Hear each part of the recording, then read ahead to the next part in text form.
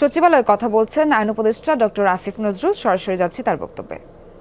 নিয়োগ দেওয়ার ক্ষেত্রে আইন মন্ত্রণালয়কে যে সহযোগিতামূলক কার্যক্রম করতে হয় সেটা আমরা সম্পন্ন করেছি। আপনারা দেখেছেন অতি দ্রুত আমাদের প্রধান বিচারপতি এবং আপিল বিভাগে যারা বিচারপতি আছেন, মাননীয় প্রধান বিচারপতি, ওনাদের নিয়োগ হয়েছে। খামেরা তো দাগ হয় কিভাবে? এই যে ভাবি, দাগও যাবে রাগও যাবে। নিন চাকা সুপার হোয়াইট। সারা দেশ থেকে আমরা প্রশংসা পাচ্ছি। আমরা এমন একজন মাননীয় প্রধান বিচারপতি পেয়েছি যিনি অক্সফোর্ড থেকে পড়াশোনা করেছেন, টাফট ইউনিভার্সিটি থেকে পিএইচডি করেছেন। ওনার নানা অত্যন্ত শ্রদ্ধেয় একজন বিচারক ছিলেন। ওনার বাবা আপনারা সবাই চিনেন, ব্যারিস্টার ইশতিয়াককে। তো আমরা যে এই নিয়োগের থেকে আপনারা বুঝে নেবেন যে আমরা কিসের উপর গুরুত্ব দিচ্ছি, কোয়ালিটি ইন্টিগ্রিটির উপর গুরুত্ব দিচ্ছি।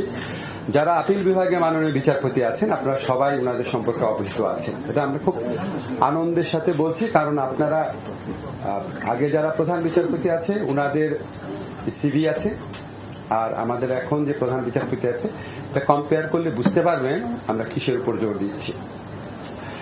অ্যাটর্নি জেনারেল অফিসে সম্পূর্ণ দলীয় ভিত্তিতে নিয়োগ হয়েছিল। তার মধ্যে প্রায় অর্ধেকের মতো কর্মকর্তা ইতিমধ্যে পদত্যাগ করেছেন।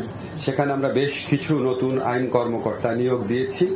অনেক তাড়াহুড়া করে নিয়োগ দিচ্ছি, তারপরও যতটা স্ক্রুটিনি করা যায়, কনসালটেশন করা যায় করছি। দু একটা ভুল হতে পারে, সেগুলি কারেকশনের স্কোপও থাকবে। আমরা বাংলাদেশের সুপ্রিম কোর্টের সাথে পরামর্শক্রমে সকল বিচার বিভাগীয় কর্মকর্তা এবং তাদের পরিবারের সদস্যদের দেশে বিদেশে অবস্থিত স্থাবর অস্থাবর সম্পত্তির হিসাব বিবরণী আগামী 10 কর্মদিবসের মধ্যে দাখিল করার নির্দেশ দিয়েছি। আমরা অধস্তন আদালতে পরিবেশ উন্নয়নের জন্য, পরিষ্কার পরিচ্ছন্নতার জন্য কিছু উদ্যোগ গ্রহণ করেছি। অধস্তন আদালতে প্লাস্টিক পণ্যের ব্যবহার আমরা নিষিদ্ধ করেছি। রিপ্লেস করতে একটু টাইম লাগবে, বাট অলরেডি নির্দেশনা পৌঁছে গেছে। এছাড়া আপনারা জানেন ওখানে শৌচাগার যে আছে, মাতৃ দুগ্ধদান কেন্দ্র আছে, মহিলা পুরুষদের বিচার প্রার্থীদের জন্য যে জায়গাগুলো আছে, এখানে স্থান সংকট আছে, জনবলের সংকট আছে, বাজেটের সংকট আছে। সাধ্যমতো সবকিছু করার জন্য নির্দেশনা পাঠিয়ে দেওয়া হয়েছে। আর গণহত্যা এবং গুলিবর্ষণ এই সমস্ত ঘটনার বিচারের জন্য ইতিমধ্যে কিছু মামলা হয়েছে আপনারা জানেন, এবং আমরা নিজেরা রাজপথে থাকা বিভিন্ন ছাত্র সংগঠন, বিভিন্ন মানবাধিকার সংগঠন, জনগণের বিভিন্ন গোষ্ঠী দাবি করেছেন যে এটাকে মানবতা বিরোধী অপরাধ হিসাবে এটা বিচার করার স্কোপ আছে কিনা। আমরা সেটা খতিয়ে দেখেছি। আপনাদেরকে আমরা বলতে চাই 1973 সনে যে ইন্টারন্যাশনাল ক্রাইম ট্রাইব্যুনাল অ্যাক্ট আছে, যেটা পরে 2009 এবং 13তে সংশোধনী হয়েছে, সেই আইনে আমরা জুলাই গণহত্যা বলতে আমি অগাস্টের প্রথম 5 দিনে গণহত্যার কথা যাচ্ছি। এটার জন্য দায়ী যে ব্যক্তিবর্গ আছেন উনাদের বিচারের জন্য আন্তর্জাতিক অপরাধ ট্রাইব্যুনালে ওনাদের বিচারের জন্য আমরা ইতিমধ্যে একটা ছোটখাটো গবেষণার মতো করে দেখেছি। এই আইনের অধীনে এই হত্যাকাণ্ডের সাথে জড়িত ব্যক্তিরা এবং যারা আদেশ দিয়েছেন, বিভিন্নভাবে সহযোগিতা করেছেন, তাদের সকলকে বিচারের আওতায় আনা সম্ভব। এবং আমরা এই আন্তর্জাতিক অপরাধ ট্রাইব্যুনাল, এখানে আপনারা জানেন একটা ইনভেস্টিগেশন এজেন্সি আছে, একটা প্রসিকিউশন টিম আছে, এগুলিকে আমরা রিঅর্গানাইজ করার চেষ্টা করছি। আদালতটা একটু পরে করব। আর এই ইনভেস্টিগেশনের ক্ষেত্রে এটা আমরা জাতিসংঘের তত্ত্বাবধানে করার চেষ্টা করছি। জাতিসংঘ থেকে আমাদের বারবার সহযোগিতার আশ্বাস দেওয়া হয়েছে। আমরা বিচারের সত্যিকারের স্বচ্ছতা, নিরপেক্ষতা নিশ্চিত করার জন্য আমরা জাতিসংঘের তত্ত্বাবধানে, আমাদের ইনভেস্টিগেশন টিম থাকবে, তারা কাজ করবে জাতিসংঘের তত্ত্বাবধানে, সর্বাত্মক তত্ত্বাবধানে। সেটার লক্ষ্যে সমস্ত উদ্যোগ গ্রহণ করব। ইতিমধ্যে এখানে জাতিসংঘের যে আবাসিক প্রতিনিধি আছে ওনার সাথে আমরা মিটিং করব, ডিসিশন নিয়েছি, ডেট ঠিক হয় নাই, সহযোগিতা চাবো। এছাড়া আমাদের আরো উচ্চ পর্যায় থেকে জাতিসংঘের বিভিন্ন কনসার্ন এজেন্সি আছে, ওনাদের সাথে যোগাযোগ করা হবে, আমরা করব। আমরা আশা করছি দ্রুত আমরা এটা শুরু করতে পারবো। এই হচ্ছে আমার বক্তব্য। আপনাদের কোনো প্রশ্ন আছে কিনা?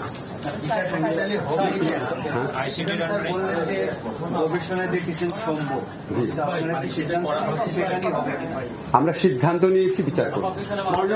আমার নাম নোমান। আমি যে প্রশ্নটা করছিলাম, ছোট্ট দুটো প্রশ্ন। প্রথম প্রশ্ন হলো যে ইন্টারন্যাশনাল বিভিন্ন মানবাধিকার সংগঠন এর বিচারটা হেগে ইন্টারন্যাশনাল যে সিগন্যাল করতে বাংলাদেশ সেই অনুসন্ধান করছে সেই সনদে, সেখানে কি এই বিচারের উদ্যোগ নেওয়া সম্ভব কিনা? প্রথম প্রশ্ন। দ্বিতীয় প্রশ্ন হলো বাংলাদেশের আয়নাগরের মতো অসংখ্য আয়নাগর তৈরি হয়েছিল সারা দেশে গত 15 বছরে।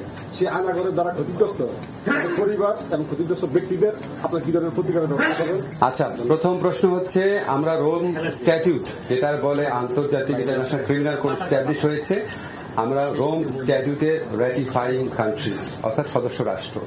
কিন্তু আপনি আন্তর্জাতিক অপরাধ আদালতে তখনই যেতে পারবেন যদি আপনি নিজস্ব অপরাধ আদালতে এটার বিচার করতে আনউইলিং, অনিচ্ছুক বা আনএবল, অসমর্থ হন। আমরা তো অসমর্থ না। আমরা এই বিচারটা করা যায় নাকি সেই ব্যাপারে আমরা বদ্ধপরিকর, এবং এই বিচারের আওতায় সর্বোচ্চ পর্যায়ে, বিগত সরকারের সর্বোচ্চ পর্যায়ে ব্যক্তিদের সংশ্লিষ্টতা খতিয়ে দেখে ওনাদেরও বিচার করা সম্ভব বলে এটা আমরা মনে করছি। ভিকটিম পরিবারের ন্যায় বিচার পাওয়ার সবচেয়ে বড় একটা স্কোপ তৈরি হয়েছে।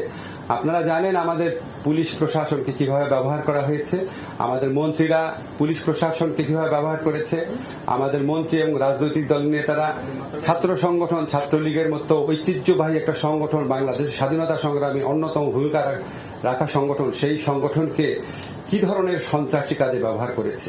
এখন আমরা শুধুমাত্র পুলিশ ছাত্রলীগের অপরাধ দেখলে তো হবে না। যাদের কমান্ড ছিল, যাদের আদেশ নির্দেশে তারা করেছে, সে সর্বোচ্চ পর্যায়ে ব্যক্তিও যদি হয়, সেটাও এই আইনের আওতায় বিচার করা সম্ভব।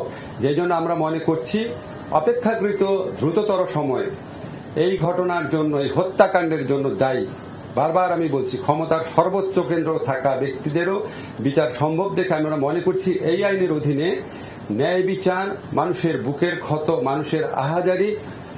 আমরা যখন এখনো, আপনারা সবাই জানেন, আমরা এখনো যখন এই মুগ্ধের ছবিটা দেখি, আবু সাইদের ঘটনাগুলো দেখি, আমি আর বলতে চাই না এগুলি, এখনো আমাদের বুকে হাহাকার করে ওঠে। তো উনাদের সবার এই ন্যায় বিচার নিশ্চিত করার জন্য শুধু যে পুলিশ বা ছাত্রলীগের যারা হুকুম পালন করেছে তাদের বিচার না, এটার সাথে জড়িত সবার বিচার এই আইনের আওতায় আনা সম্ভব।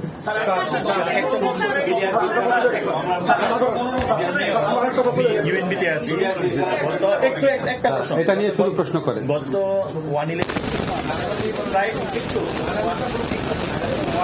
থেকে 17 বছর, এটা শেষ করেন। হ্যাঁ, আমি ইউএনবিতে আছি, মাসুদুল্লাহ আমার নাম। গত 17 বছর আপনি যেমন যে মামলাগুলো উদ্যোগ নিয়েছেন, সম্প্রতি যে ঘটনা ঘটেছে আপনি বলেছেন, এটা আমরাও জানি, অনেকেই জানি। তো ঠিক সেরকম গত 17 বছর অনেক রাজনৈতিক উদ্দেশ্য প্রণীত পলিটিক্যাল গায়াল করার মামলা, অনেক ধরনের মামলা হয়েছে। এইসব মামলা কত সংখ্যক আছে, আপনার কোনো তথ্য নিয়েছেন কিনা, বা এইসব মামলা? আচ্ছা, আপনাদের আমি এটা শেষ করি। আপনাদের ইন্টারন্যাশনাল ক্রাইম ট্রাইব্যুনাল নিয়ে আর কোনো প্রশ্ন আছে? এই প্রসঙ্গটা শেষ করি না, শুধু এটা নিয়ে শুধু একটা ছোট প্রশ্ন, ডিউরেশনটা একটু যদি বলবেন, কোন মামলাগুলো এই আন্তর্জাতিক মানে ডিউরেশন সময়টা কি 1 জুলাই থেকে 5 আগস্ট আপাতত?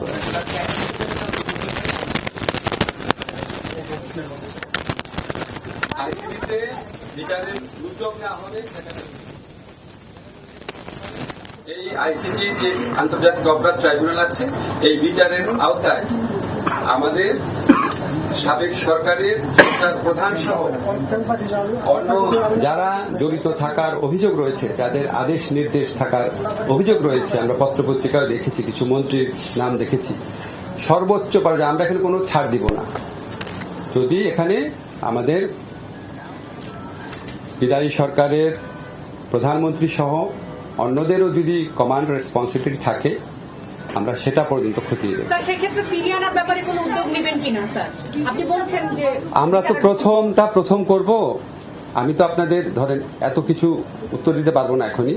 আমরা বিচারের উদ্যোগ নিব, তারপরে ওইটা হচ্ছে পরের প্রশ্ন, সেটা আমরা খতিয়ে দেখব। ট্রাইব্যুনালের বিষয়ে একটা বিষয়, সেটা হচ্ছে আমরা বিগত সময় যখন ট্রাইব্যুনাল শুরু হলো এবং বিচার প্রক্রিয়া শুরু হলো, তখন আন্তর্জাতিক আসামি পক্ষ আন্তর্জাতিক ও ঢাকা বিমানবন্দর চলতে এসেছে জি। আপনার প্রশ্ন বুঝেছি ওনারা, আমি তো আপনার প্রশ্ন বুঝেছি। আমরা কাউকে বাধা দিব না। আমাদের যারা এই বিচার কার্য শুরু হলে একদম অনেক আগাম কথা বলে দিচ্ছি, প্রথমে তো ইনভেস্টিগেশন, তারপরে হচ্ছে প্রসিকিউশন।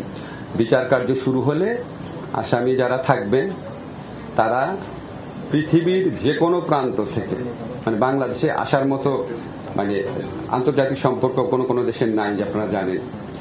তো যাদের আপনার যেমন ইসরায়েলি নাগরিকরা আসতে পারে কিনা আমি শিওর না, বাট যারা অন্য যে কোনো দেশের যারা আসতে চান আইনজীবী হিসাবে এই জুলাই হত্যাকাণ্ডে জড়িত ব্যক্তিদের পক্ষে আমরা তাদের কোনো বাধা দিব না।